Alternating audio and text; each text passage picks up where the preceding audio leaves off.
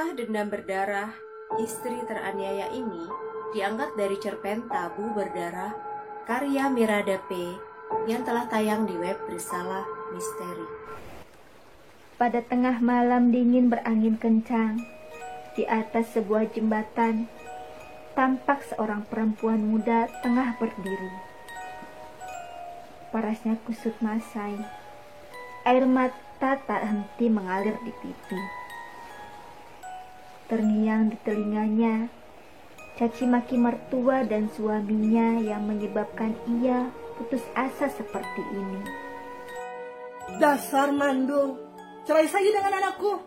Percuma menikah, sudah 3 tahun, belum hamil juga. Makanya Sri, kamu tuh kalau masak yang enak, biar kayak si Ratih tuh, jadi nggak dimarahin ibu terus. Terbayang pula saat suaminya bercanda mesra dengan Ratih, janda muda yang tinggal di seberang rumah. Belum lagi ketika ia memergoki suaminya tengah bercumbu dengan Nunung yang belakangan ini perutnya makin membesar. Detik selanjutnya Sri beranjak, bersiap melompat ke dalam aliran sungai yang deras. Tetapi tiba-tiba sepasang tangan kokoh menarik tubuhnya. Tampak wanita setengah baya berselendang merah menatap tajam. Jangan bertindak bodoh kamu, Neng. Sampai mau mati sia-sia. Ikut. Wanita itu mengaku sebagai seorang paraji bernama Mak Leha. Tangan keriputnya lalu mengusap wajah dan perut Sri 3 kali dengan minyak beraroma pandan, tetapi sedikit anyir. Maka langgeng, maka tetap, maka hulik kejayaan, kosong banget siangker, mencolong paling hancur, cabang bayi asli kawah, curah. Perut Sri tiba-tiba saja terasa panas melilit-lilit, hingga menyebabkan tak sadarkan diri. Saat siuman, dia kebingungan sebab sudah berada di dalam kamar. Rasa pusing dan mual yang hebat membuatnya langsung berlari ke belakang untuk memuntahkan semua isi perut. Sri, jangan-jangan kamu hamil ya? Suaminya menatap tak percaya pada perut sang istri yang sekarang membesar. Sungguh, selama ini Diki tak pernah memperhatikan. Tak berapa lama, perut Sri terasa mulas, seakan ada sesuatu yang mendorong keluar. Lahirlah seorang bayi tampan yang diberi nama Akbar. Wajahnya mirip sekali dengan Diki, tetapi senyumnya mengingatkan pada Nunung. Alhamdulillah, selamat Sri. Akhirnya kamu akan punya anak juga. Diki pasti bangga dan akan semakin sayang sama kamu. Sri, kamu istirahat aja, jangan capek-capek, biar nanti ibu sama mas yang beresin rumah, biar asimu dapat keluar. Kasihan Akbar kalau dikasih susu formula. Sejak Sri melahirkan, sikap Diki dan Bu Murti sangat berbeda. Tadi di pasar, ibu lihat si Nunung. Itulah anaknya Bu Tari, orang yang ngakunya paling kaya di kampung sebelah. Belum lama ini katanya dia kabur dari rumah, lalu ditemukan dalam keadaan linglung. Dari pahanya mengalir darah seperti orang keguguran. Memang ya, anak zaman sekarang, gak di kota, gak di desa, kalau tidak diawasi bisa salah pergaulan. Kasian, masih muda sudah gila. Sakit hati Sri telah terbalaskan.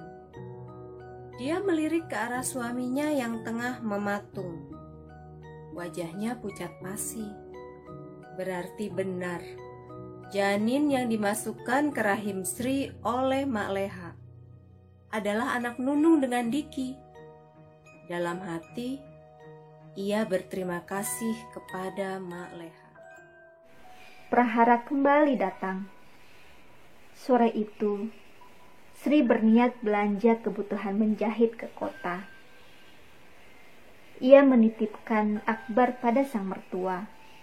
Namun, baru sampai kampung sebelah, mobil yang ditumpanginya mogok. Akhirnya, Sri memutuskan pulang. Sesampainya di rumah, motor Diki ternyata sudah terparkir di teras. Gegas, Sri masuk ke rumah dan memeriksa kamar tidur. Suara desah bersahutan, diiringi tawa manja perempuan, terdengar jelas tatkala pintu terbuka. Apa yang kalian lakukan? Dasar tidak tahu diri. Sri, kamu sudah balik. Ini tidak seperti yang kamu pikirkan. Diki berniat bangkit menghampiri istrinya, sedangkan Ratih malah tersenyum penuh kemenangan sambil menarik tangan lelaki itu. Sudahlah, Mas. Tak perlu menutupi lagi hubungan kita. Toh, Sri juga melihat bagaimana panasnya kau mencumbuku. Air mata terus berderai. Apalagi saat melihat Ratih bergayut manja di bahu Diki. Lak! Tamparan melayang ke pipi mulus Ratih. Tidak tinggal diam, dia membalas menjambak rambut Sri. Mereka berdua saling menyerang, seraya tak henti saling mencaci maki.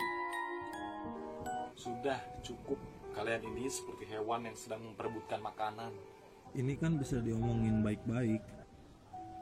Baik-baik? Gimana maksudmu, Mas? Sudah jelas-jelas kalian berselingkuh di kamarku. Sekarang putuskan.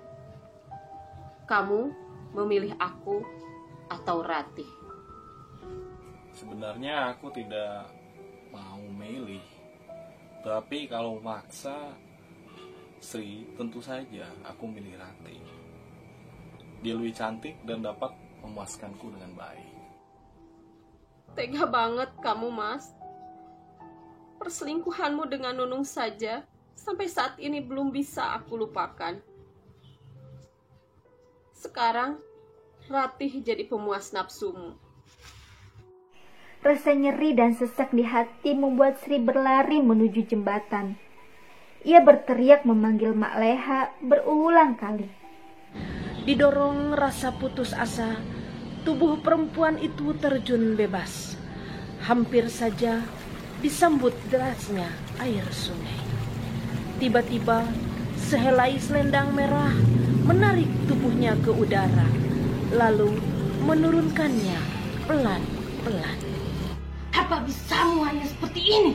Mengakhiri hidup secara konyol. Aku sakit hati, Ma.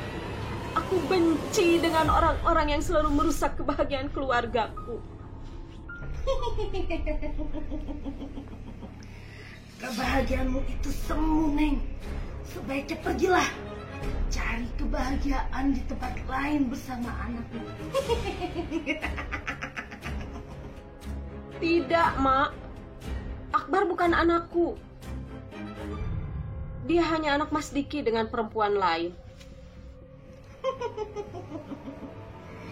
Jadi, apa yang kau inginkan dariku, Neng? Bunuh Ratih, si janda gatal itu, Mak. Aku membencinya. Dasar pelakor.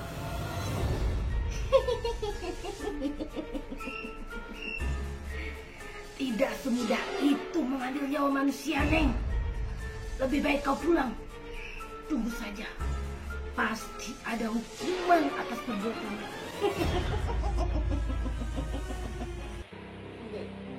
Sri melangkah dengan gontai menuju rumah. Demi membuktikan perkataan Mak Leha, juga khawatir dengan keadaan Akbar. Sri, kamu mana aja sih? Ini kasihanlah Akbar nangis terus. Ayo pulang. Mereka berdua masuk beriringan ke dalam rumah. Namun, pemandangan menjijikan sekaligus mengerikan berada di hadapan. Bu Murti berteriak histeris menyaksikannya. Sri lalu mendekat pada onggokan dua tubuh manusia yang tengah menyatu. Ratih tergeletak lemas di bawah tubuh Diki, dan mulutnya mengeluarkan busa. Mata terbelalak, tersisa bagian putihnya saja. Sedang keadaan Diki tidak jauh berbeda. Hanya saja ia masih bernapas.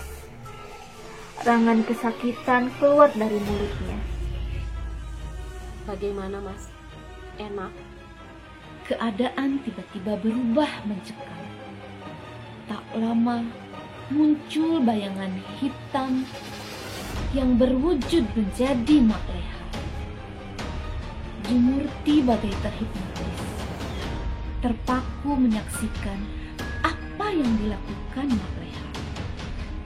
Sebuah botol kecil berwarna hitam diletakkan di antara tubuh Diki dan Ratih. Bersamaan dengan itu, dari hidung kedua insan tersebut mengeluarkan asap putih kekuningan yang langsung tersedot ke dalam botol.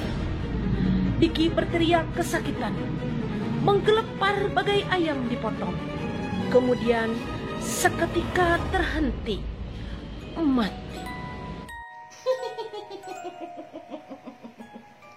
Terima kasih, Neng. Cupu arwahku sudah terisi kembali. Dengan begini, kesaktianku akan bertambah berkali lipat.